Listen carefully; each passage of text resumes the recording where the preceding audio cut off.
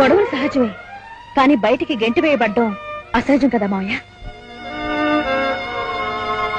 చూడమ్మా, నువ్వు ఎవరి కోసం రాకపోయినా మా కోసం రావాలి. ఏ మావయ్య, ఆడపిల్లని గనక, అమ్మా నాన్న లేని దాని గనక వ్యక్తిత్వం చంపుకుని బ్రతకాలంటారా? మీరు పొమ్మంటే పోవాలి, రమ్మంటే రావాలి.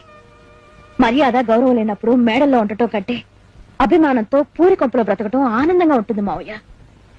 దయచేసి నన్ను రమ్మనతో. మీరు చూడ్డానికి వచ్చినందుకు చాలా సంతోషం. ఏమిటో ఆడపిల్లకు కూడా ఆత్మాభిమానం ఉంటుందన్న సంగతి మర్చిపోయి మాట్లాడానమ్మా.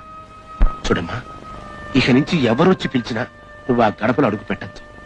నీ భర్త మనసు మార్చుకుని తానుగా వచ్చి నిన్ను తీసుకొచ్చినప్పుడే ఆ ఇంట్లో అడుగు పెట్టు. ఏ పదరాలుడు, భోజనం చేసి వెళ్ళండి మావయ్య. వద్దులేమ్మా. నేను అన్న మాటలకి కోపం. గొడవలు సహజమే,